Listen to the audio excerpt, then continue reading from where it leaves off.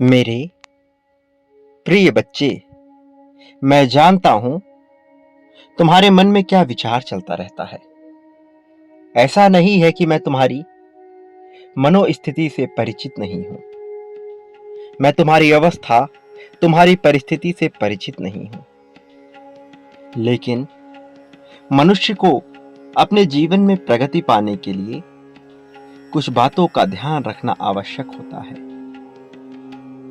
मनुष्य जब अपनी सत्ता को छोड़कर किसी दूसरे को सर्वश्रेष्ठ मानने पर मजबूर हो जाता है, तब वह स्वयं का आकलन अत्यंत ही कमजोर रूप में करने लगता है और यहीं से उसकी तकलीफें प्रारंभ होती हैं। वह दूसरों की अपेक्षा अनुरूप अपने जीवन को जीने लगता है। धीरे धीरे वह तरह तरह की मान्यताओं से घिर जाता है। तुम चाहते हो तुम्हारे जीवन में प्रगति हो, तुम चाहते हो कि तुम्हारे जीवन में उन्नति हो। सर्वप्रथम तुम्हें इस संदेश को पूर्णतः अंत तक सुनना है। चाहे परिस्थिति कोई भी हो, इसे बीच में छोड़कर जाने की भूल नहीं करनी है। तुम्हारी समस्याओं के जड़ तुम्हारे विचारों से ही उत्पन्न हो रहे हैं। तुम या तो अतीत में जी रहे हो या भविष्य की कोरी कल्पनाओं में अपना जीवन जीने की योजना बना रहे हो। तुम्हें यह वर्तमान जीने जैसा लग ही नहीं रहा। निरंतर अतीत की गलतियों को विचार करते रहते हो या भविष्य में क्या होगा उन परिस्थितियों का बेवजह विचार करते हो। जो तुम्हारे हाथ में नहीं है, केवल उसका विचार करते हो। किसी से कैसे बात करोगे, किसी का कैसे सामना करोगे, कोई परिस्थिति आएगी तो उससे कैसे निपटोगे, इस तरह की बेबुनियादी बातें निरंतर सोचते रहते हो। और फिर तुम्हें लगता है कि दुख ने तुम्हें घेर लिया है। तुम्हें लगता है कि तुम्हारे चारों तरफ दुख आ रहा है। वास्तविकता में उन दुखों को आमंत्रण ही तुम दे रहे हो। जब तुम वर्तमान को जीने जैसा मान लोगे, तो वर्तमान के प्रत्येक क्षण को जियोगे। अभी तत्काल क्या है इसका विचार करो। भविष्य कैसा होगा इस चिंता में मत डूबो। तुम अब तक जीवन जीते चले आए, इतने बरस तुमने गुजार दिए। जब अब तक तुम जीवन जीते चले आए हो, तो भला आगे तुम्हें इतनी चिंता क्यों हो रही है? क्यों सता रही है बेवजह की चिंता तुम्हें? मेरे प्रिय बच्चे, तुम सही मार्ग पर नहीं थे, लेकिन पिछले कुछ समय से तुमने अध्यात्म के मार्ग का चयन किया। वास्तविकता में यह तुम्हारे लिए आवश्यक था और तुम उसी मार्ग पर बढ़ चले हो। तुम्हें चिंता करने की आवश्यकता नहीं है। तुमने जो गलतियां की वह मायने नहीं रखती। आगे क्या होगा यह बिल्कुल भी मायने नहीं रखता। उन बातों को सोचना छोड़ दो जो तुम्हारे नियंत्रण में ही नहीं है। लेकिन तुम्हारा यह वर्तमान तुम्हारे पूरे नियंत्रण में है। अभी इस क्षण तुम खुश कैसे रह सकते हो उसका विचार करो। यह खुशी क्षणिक बातों, क्षणिक चीजों से नहीं आती। क्षणिक आनंद थोड़ी प्रसन्नता के लिए ठीक है, किंतु वास्तव में खुशी तब मिलेगी जब तुम अपने जीवन को निश्चित अनिवार्यता के साथ जियोगे। जिन बातों से तुम्हारा कोई लेना देना नहीं, तुम उन पे बेवजह अपना समय जाया कर रहे हो। दूसरों की बातें करके, दूसरों का विचार करके, किसने क्या कहा, किसने क्या नहीं कहा, इन सब बातों का विचार करके स्वयं को नर्क की आग में झोंक रहे हो। मेरे प्रिय बच्चे, तुम्हें बेवजह की बातों पर अपना दिमाग नहीं लगाना है। सही और गलत के फेर में नहीं पड़ना है। यदि तुम सही और गलत के फेर में पड़ोगे तो मान्यताओं और धारणाओं के जाल में फंसते चले जाओगे। प्रिय बच्चे, इस संसार में सब कुछ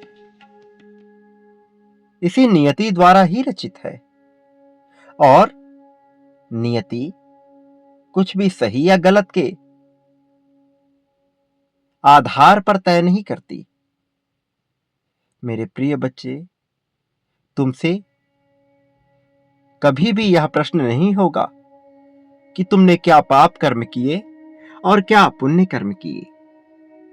मैं इन बातों का हिसाब नहीं रखता। नियति कभी भी इसका हिसाब नहीं रखती कि अतीत में तुमसे क्या भूल हुई और भविष्य में तुम क्या बेहतर करोगे। मेरे प्रिय बच्चे, तुम्हें इसका हिसाब नहीं रखना है। यह जीवन जो अब तक तुमने गवा दिया,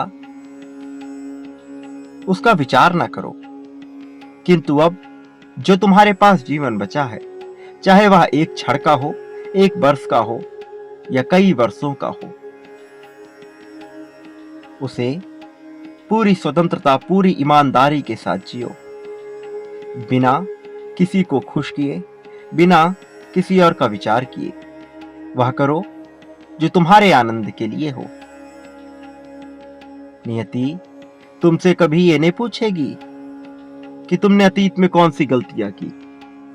यह भी नहीं पूछेगी कि भविष्य में तुम क्या सोचते हो। नियति तो केवल एक बात जानती है, तुम्हें इस जीवन को उपभोग करने का अवसर मिला है। क्या तुमने पूरे आनंद के साथ उसका उपभोग किया? क्या बिना पछतावे के उसका उपभोग किया? यदि नियति द्वारा प्रदत्त इस जीवन का तुमने पूर्ण उपभोग पूरी स्वतंत्रता, पूरी ईमानदारी के साथ नहीं किया, तो सब कुछ व्यर्थ सा लगने लगेगा। नैतिकता के बनाए हुए सारे मानक बेमाने लगने लगेंगे।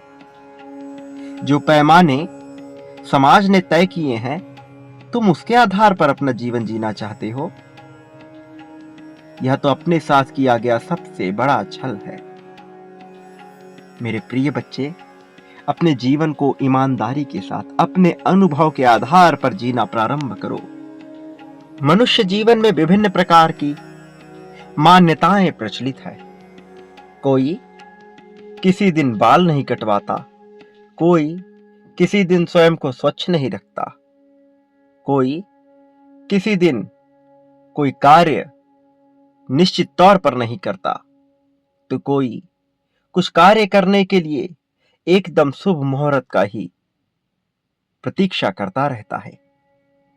ये सारी मान्यताएं मनुष्य के विचारों से ही उत्पन्न होती हैं। प्रकृति इस हिसाब से कार्य नहीं करती। दिन, समय, काल, परिस्थिति, यह सब कुछ अपने आप ही घटित होता है। इस पर तुम्हारा वश नहीं है, इसलिए इसका विचार करना पूरी तरह से बेमाना है।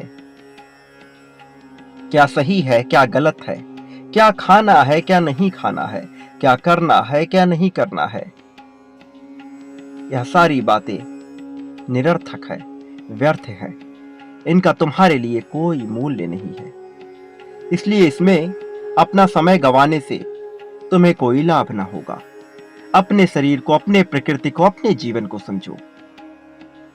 तुम्हारे लिए क्या आवश्यक है, वह क्या है जो तुम्हारे लिए बेहतर है। फिर वह चाहे किसी भी दिन, किसी भी मुहूर्त पे क्यों ना घटित हो रहा हो, जो तुम्हारे लिए सही है, तुम्हें केवल वह करना है। तुम्हें अपने संसार को समझना है। इस ब्रह्मांड में प्रत्येक मनुष्य का अपना संसार होता है। आज तुम जिस देश काल परिस्थिति में बैठे हो, उससे विपरीत किसी अन्य देश में किसी छोटी सी जगह पर कोई घटना घटित हुई, तुम वह समाचार सुनकर यदि द्रवित हो उठते हो, इससे भला तुम्हें क्या लाभ।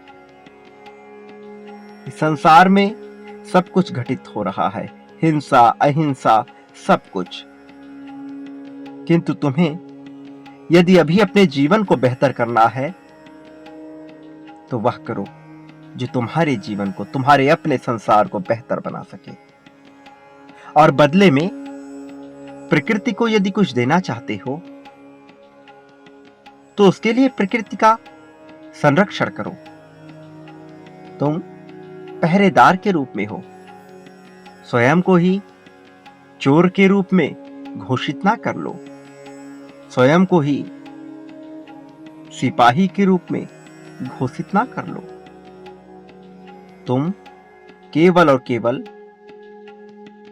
इसका उपभोग करने वाले सामान्य जीव की भांति जियो। ऐसा जीव जो प्रकृति से उतना ही लेता है जितनी उसकी आवश्यकता है। आवश्यकता से अधिक सामान एकत्रित करने वाला मनुष्य सदैव चिंतित ही रहता है। इस संसार में बहुत से मनुष्य ऐसे हैं जो किसी निश्चित सामान को, किसी निश्चित वस्तु को कई वर्षों तक सजो कर रखते हैं, जबकि वह उनका ना तो उपयोग करते हैं ना ही उपभोग करते हैं। किंतु यदि वह उस सामान को किसी अन्य व्यक्ति या जीव को दे दें तो उन्हें बड़ी तकलीफ होती है। ऐसा अहंकारी मनुष्य भला सुख की कामना कैसे कर सकता है? सुख पाने के लिए त्याग की भावना सर्वप्रथम आवश्यक है। मेरे प्रिय बच्चे, मैं जानता हूं तुम चाहते हो कि प्रत्यक्ष रूप से तुम्हें सब कुछ समझाया जाए। तुम चाहते हो कि प्रत्यक्ष रूप से तुम्हारा साथ दिया जाए, किंतु उसके पहले तुम्हें स्वयं को तैयार रखना होगा। उसके पहले तुम्हें यह समझना होगा कि यह जीवन कितना कीमती है। तुम्हें समझना होगा कि तुम व्यर्थ की चिंता पाल रहे हो। तुम बेवजह की बातों में उलझे पड़े हो। तुम्हें धीरे धीरे उन बातों का त्याग करना है। जब तुम धीरे धीरे उन बातों का त्याग करोगे, तुम्हें सब कुछ स्पष्ट होता चला जाएगा। मेरे प्रिय बच्चे, इस संसार में तुम्हें निश्चित तौर पर लाभ होगा, लेकिन लाभ के लिए स्वयं को योग्य बनाना तुम्हारे लिए अत्यंत आवश्यक है। मेरे प्रिय बच्चे, मनुष्य परमात्मा को विभिन्न स्थानों, विभिन्न प्रतीकों में ढूंढने का प्रयत्न करता है, किंतु वह कभी भी स्वयं के भीतर नहीं झांकता। जो वह पाना चाहता है वह उसे पहले से ही मिला है। जब मनुष्य इस बात को समझ नहीं पाता तो वह भौतिक संसाधनों में उसे ढूंढने का प्रयास करता है। मनुष्य कभी भी संसाधनों से सुख नहीं प्राप्त कर सकता, सुविधा प्राप्त कर सकता है, किंतु सुख पा लेना बड़ा ही विलक्षण घटना है। सुख पाने के लिए सुख के भाव में होना आवश्यक है। तुम स्वयं को निरंतर कमजोरों की भांति महसूस करते हो, निरंतर कमजोरी की भावना में रहते हो और चाहते हो तुम्हें शक्ति प्रदान किया जाए। या ब्रह्मांड तुम्हारी भाषा नहीं समझता। इस संसार में विभिन्न प्रकार की भाषाएं हैं, किंतु ब्रह्मांड जिस भाषा को समझता है वह है भाव की भाषा। तुम जिस भाव में जीवन जीते हो, परिस्थिति वैसी ही घटित होती है। तुम दुख के भाव में होकर सुख की कल्पना नहीं कर सकते। अभाव के भाव में होकर तुम चाहते हो तुम्हें समृद्धि प्रदान कर दी जाए। यह अत्यंत कठिन कार्य है। बचपन से ही तुमने जो कुछ सहा है वह सामान्य तो नहीं था, किंतु हर बार तुम बचते चले आए और आज तुमने इतने वर्ष गुजार दिए। क्या तुमने उस ताकत को महसूस नहीं किया जो तुम्हारे भीतर से आ रही थी? उसी ताकत ने आज तक तुम्हें बचाए रखा। तो आगे की तुम इतनी चिंता क्यों करते हो? क्यों तुम्हें लगता है कि आगे तुम्हारे साथ कुछ बुरा ही होगा? मेरे प्रिय बच्चे, बेवजह की चिंता ना करो। तुम्हें यह शरीर दिया गया है, आलस्य का त्याग कर इसका ख्याल रखो। वर्तमान में रहो, वर्तमान को जीने योग्य बनाओ। अतीत का पछतावा और भविष्य की चिंता में कुछ भी नहीं रखा। यह वैसी घटित ही नहीं होगी जैसा तुम चाहते हो।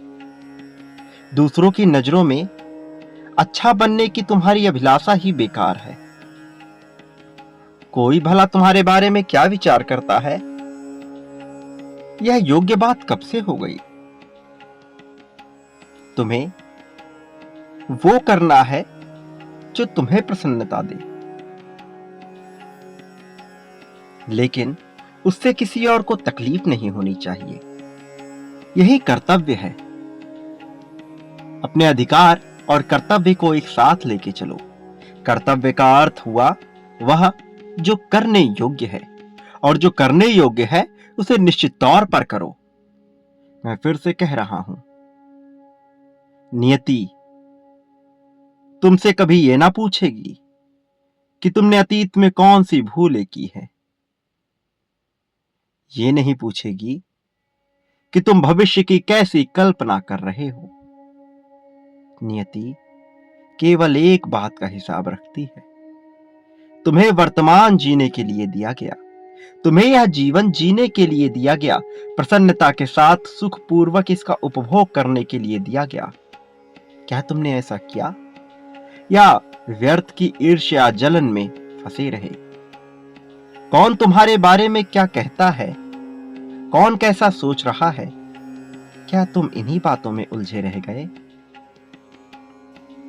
यदि तुमने ऐसा किया तो इसका सीधा सा अर्थ यह हुआ कि तुमने तुम्हारे जीवन का नियंत्रण किसी और के हाथों में दे दिया।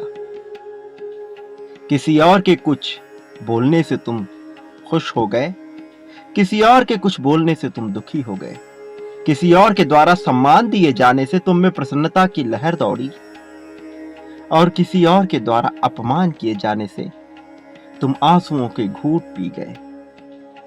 यह बातें पूरी तरह से बेमानी है। मेरे प्रिय बच्चे, स्वतंत्रता के साथ जियो। बेवजह की मान्यताओं पे यकीन न करो।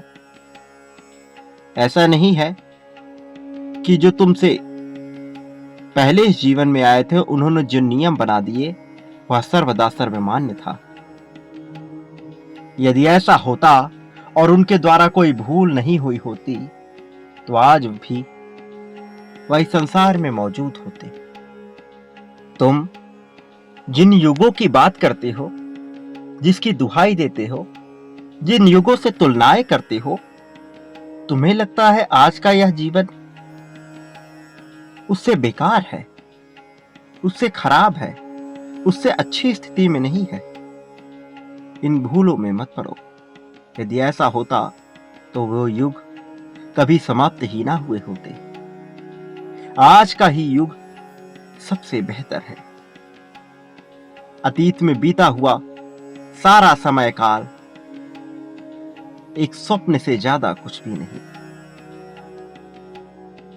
भविष्य में आने वाला युग कालखंड एक कल्पना से ज्यादा कुछ नहीं। यदि सत्यता है तो इसी वर्तमान में है, जहां तुम अभी हो, जिस क्षण में हो। और यदि तुमने इस क्षण में ईश्वर को ढूंढ लिया, यदि तुमने इस क्षण में अपने आप को पा लिया, मुझे पा लिया, स्वयं को पा लिया, उस एक को समझ गए जो तुम में विराजमान है, तो तुम ही श्रेष्ठ हो, तो तुम ही सब कुछ हो।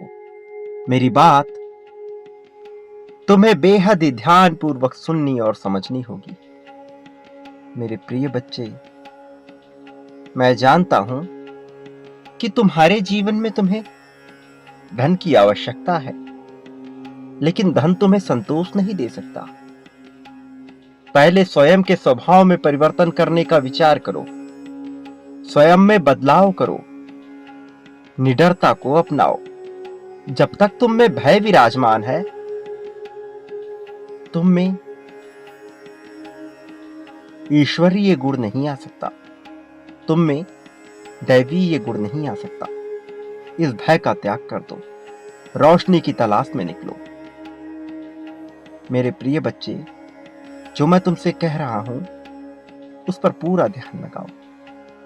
ये समझने का प्रयास करो कि तुम्हारा जीवन किस दिशा की तरफ बढ़ रहा है। तुमने जहां जहां सर्वोच्च सत्ता को ढूंढने का प्रयास किया, तुम्हें उसका लाभ नहीं मिला। एक बार स्वयं के भीतर उतरने का प्रयास करो। स्वयं के भीतर उतरने का अर्थ यह नहीं है कि तुम किसी एकांत जगह पर बैठकर केवल ध्यान लगाओ। वास्तव में जब तुम्हारे भीतर सजगता का एहसास होगा, तब तुम ध्यान को बेहतर तरीके से समझ पाओगे। तुम्हारे लिए इन क्षणों में सबसे अनिवार्य क्या है, तुम्हें उसका ध्यान करना है। सर्वप्रथम इस जीवन को उपभोग करने के लिए, इस जीवन को जीने योग्य बनाने के लिए तुम्हें उस यंत्र की आवश्यकता है जिसके द्वारा तुम इस जीवन का उपभोग कर सकते हो। और वह यंत्र है तुम्हारा अपना शरीर, तुम्हारा वही देह जिसके द्वारा तुम समस्त कार्य संपादित करते हो। इसलिए तुम्हें अपने इस यंत्र का, इस शरीर का संपूर्ण ध्यान रखना होगा। मेरे प्रिय बच्चे, शरीर के भीतर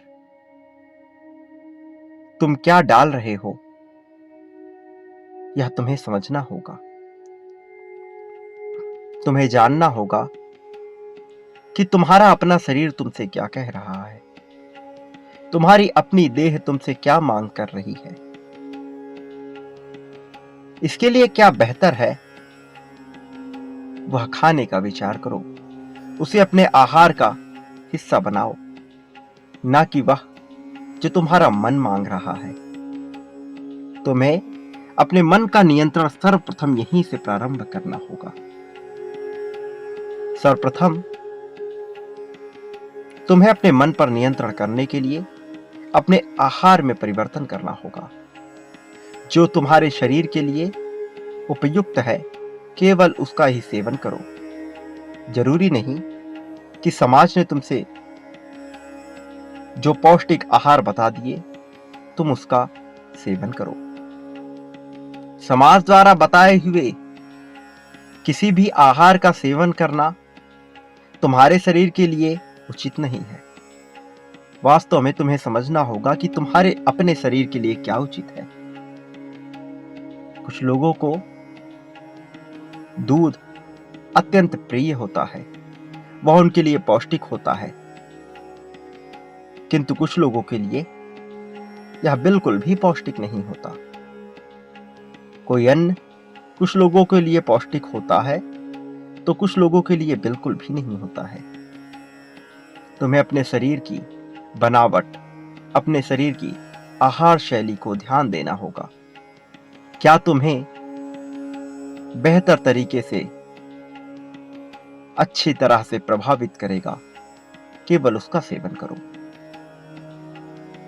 इसके साथ ही अपने शरीर को तब कार्य पर लगाओ जब इसकी चाहत हो। कार्य पर लगाने का अर्थ दैनिक जीवन के कार्य से नहीं है, बल्कि आसन और व्यायाम से है। इसे उतना ही व्यायाम दो जितने की इसकी आवश्यकता है। अत्यधिक कम व्यायाम करने अथवा अत्यधिक अधिक व्यायाम करने से मनुष्य को कभी भी लाभ नहीं हो सकता। संयमित भोजन, संयमित व्यायाम, संयमित निद्रा अत्यंत आवश्यक है। जब तुम ऐसा करना प्रारंभ करोगे तो तुम अपने जीवन की बेहतरी की नींव डालोगे। कुछ देश कालखंड में मनुष्य का जीवन उसके शरीर पे ही निर्भर होता है, अर्थात वह केवल नींव का ही विचार करता है। कुछ देश कालखंड में केवल अध्यात्म पर ही जोर दिया जाता है और वह नींव का विचार नहीं करता। यह दोनों ही परिस्थितियां आपस में पूर्ण नहीं है। इसे पूर्णता की तरफ लाने के लिए तुम्हें शरीर से प्रारंभ होकर अध्यात्म की ओर जाना होगा। अपने शरीर को दरकिनार कर यदि तुमने अध्यात्म का सहारा लिया तो तुम कहीं भी ना पहुंचोगे, और तुमने अध्यात्म को त्याग कर यदि केवल और केवल अपने शरीर को ही प्राथमिकता दी तो तुम्हें और भी ज्यादा नुकसान होगा। इसलिए दोनों का सम्मिलित संयोजन तुम्हें बनाना होगा। तुम्हें समझना होगा तुम्हारे लिए क्या उपयुक्त है और तुम्हारे लिए क्या उपयुक्त नहीं है। मेरे प्रिय बच्चे, धन के स्रोत बनेंगे, किंतु धन कैसे आएगा, किस कौशल से आएगा, यह तुम्हें जानना है और उसके प्रति तुम्हें प्रारंभिक शुरुआत करनी है। तुम्हें केवल अपने प्रथम कदम को बढ़ाना है। बाद की सारी चिंता त्याग दो। तुम्हें प्रयास करना है। पहले प्रयास से ही तुम पाओगे कि तुम्हें सब कुछ हासिल होने लगा है। स्वयं को कभी भी कमजोर, थका हुआ, बीता हुआ, हारा हुआ महसूस मत करो। स्वयं में ताकत का विस्तार करो। स्वयं को मजबूत बनाओ और जो कार्य तुम्हारे लिए अनिवार्य है, जैसे तुम्हारे शरीर की देखभाल, इसी प्रकार के अन्य जितने भी कार्य तुम्हारे लिए अनिवार्य हैं, जो तुम्हारे प्रगति के लिए आवश्यक है, उसे तुम्हें निरंतर करते ही रहना है। चाहे तुम्हारा मन करे अथवा ना करे, चाहे तुम्हारी इच्छा हो अथवा ना हो, चाहे कोई तुम्हारा साथ दे रहा हो अथवा ना दे रहा हो, तुम्हें इन सब का विचार नहीं करना है। तुम केवल वह करो जो तुम्हारे लिए आवश्यक है। फिर तुम पाओगे कि सब कुछ बदल रहा है। फिर तुम पाओगे कि सब कुछ सुधर रहा है। तुम अपने भीतर ईश्वर को महसूस कर सकोगे। योग जोड़ने की प्रक्रिया है। योग शरीर का आसन नहीं है। अपनी सांसों को नियंत्रित करना मानव जीवन के लिए अत्यंत आवश्यक है। इसलिए तुम्हें अपने जीवन का कुछ समय निकालकर योग अवश्य करना है। प्रिय बच्चे, तुम प्रारंभिक तौर पर बहुत ही साधारण तरीके से इसकी शुरुआत करो। धीरे धीरे जब यह तुम्हारी जीवन शैली बनेगी, सब कुछ बदलने लगेगा। तुम वह पाने लगोगे जिसके लिए तुम चिंतित हो। तुम अकेले नहीं हो। मैंने तुम्हें कभी अकेला होने नहीं दिया। आज तक तुम हर परिस्थिति से बचते चले आए हो। छोटी छोटी चीजों के लिए परेशान होना बंद करो। ये छोटी बातें कहीं मायने नहीं रखती। इतना लंबा समय तुमने गुजार दिया, क्या इन छोटी बातों के साथ तुम आगे बढ़ सकते हो? तुम्हें त्यागना होगा। उन सभी बातों को त्यागना होगा जो अब तुम्हारे लिए आवश्यक नहीं रही। तुम्हें समझना होगा कि तुम्हारा शरीर तुमसे क्या चाहता है। तुम्हें करना होगा उन कार्यों को। प्रिय बच्चे, चाहे तुम्हारे समक्ष कोई भी मनुष्य क्यों ना हो, चाहे वह किसी भी पद और प्रतिष्ठा पर क्यों ना हो, तुम्हें उसके सामने निर्भीक होकर ही अपनी बातें रखनी है। सुस्पष्ट रूप से अपनी बात रखो, बिना भय के अपनी बात रखो। जब तुम स्पष्ट तौर पर अपनी बात रखोगे, तुम बहुत आगे बढ़ोगे। जब तुम्हें लगेगा कि सब कुछ समाप्त हो रहा है, तुम पाओगे कि उन्हीं क्षणों में कुछ जादू घटित हो गया। तुम्हारे साथ सारी घटनाएं होंगी। अपने जीवन को यदि तुम गौर से आकलित करोगे तो यह पाओगे कि एक के बाद एक चुनौतियां तुम्हारे जीवन में आई हैं। तुम्हें इसका हंस खेल कर सामना करना है। उसके सामने भयभीत होकर उसके प्रति रोने से, लोगों से सहानुभूति की अपेक्षा करने से भला तुम्हें क्या मिलेगा? इसका सीधा सा अर्थ है तुम्हें मुझ में विश्वास नहीं, तुम्हें ईश्वर में विश्वास नहीं, तुम्हें ब्रह्मांड की शक्ति में विश्वास नहीं। मेरे प्रिय बच्चे, इस संसार में ना जाने कितने जीव जंतु हैं। कोई हिंसा अहिंसा का विचार नहीं करता, फिर भला तुम ऐसा क्यों विचार कर रहे? कोई सही गलत का विचार नहीं करता। यह जीवन सहज रूप से तुम्हें मिला है उपभोग करने के लिए, इसलिए खुलकर इसका उपभोग करो। प्रिय बच्चे, तुम्हारे लिए जो आवश्यक है उसे ढूंढो, उसे समझो और वही करो। चिंतित होने की आवश्यकता नहीं है। चिंता कब तुम्हें समाप्त कर देगी तुम्हें पता भी नहीं लगेगा। गुरु को तलाशो।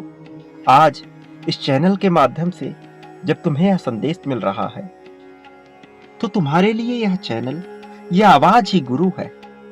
तुम इसका अनुसरण करो, यही तुम्हारे लिए आवश्यक है। अपने अनिवार्यता को पहचानो, जीवन में आगे बढ़ो। तुम्हें प्रगति पाने से कोई रोक नहीं सकता। मैं सदैव तुम्हारे साथ रहूंगा, मैं सदैव तुम्हें बचाता रहूंगा। तुम्हें चिंतित होने की आवश्यकता नहीं है। पूरे लगन के साथ अपने जीवन का उपभोग करो। सही और गलत का विचार न करो। जो अतीत में बीत गया अब वह बदलेगा नहीं, इसलिए उस पर पश्चाताप न करो। वह तुमसे कोई भूल नहीं हुई। यह जीवन का हिस्सा था, तुम्हारे चुनावों का एक हिस्सा था। वह घटित हो चला है। अब तुम उस कर्म बंधन में बंधे हुए नहीं हो, इसलिए उसका विचार न करो। शांतिपूर्वक धीमा जीवन जियो। किसी भी दौड़ में आगे निकलने की चाहत न रखो। इस संसार में हारता वही है जो जीतने की कामना रखता है। मेरे प्रिय बच्चे, जिसे जीत चाहिए ही नहीं वह कभी हारता ही नहीं, और अंततः वह जीत जाता है जो जीत की कामना नहीं करता, केवल जीत के प्रति अपने कार्य को करता है, अपने कर्तव्य को करता है। मैं फिर से कह रहा हूं, कर्तव्य वह जो करने योग्य है और तुम्हें वही करना है। तुम्हारा जीवन निश्चित तौर पर बदलेगा। मैं अवश्य आऊंगा तुम्हारा मार्गदर्शन करने। तुम अपने आप को अकेला न समझना।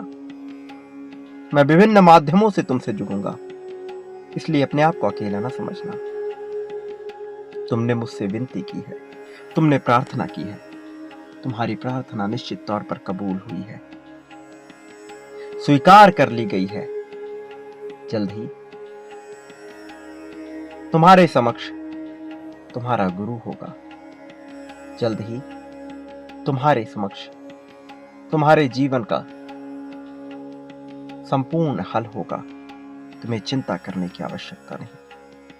एक बात सदा याद रखना, तुम इस संसार में जो कुछ भी बांटते हो वह तुम्हें प्राप्त होता है। जितनी ज्यादा मात्रा में बांटते हो उससे कई गुना ज्यादा मात्रा में प्राप्त होता है। प्रेम, धन, सुख, समृद्धि, सौहार्द, दुख, सुख, द्वेष, ईर्ष्या, जलन, क्रोध, अपनापन, मित्रता, जो बांटते हो वह कई गुना ज्यादा मात्रा में तुम्हें प्राप्त होता है। चयन तुम्हें करना है, तुम्हें क्या बांटना है।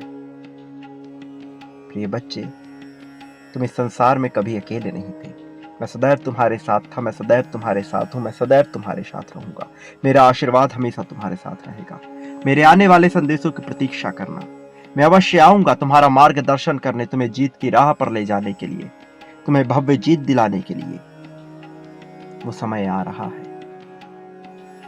मेरे प्रिय, सदा सुखी रहो। तुम्हारा इस जगत में कल्याण होगा। वास्तव में तुम्हारी प्रगति होगी।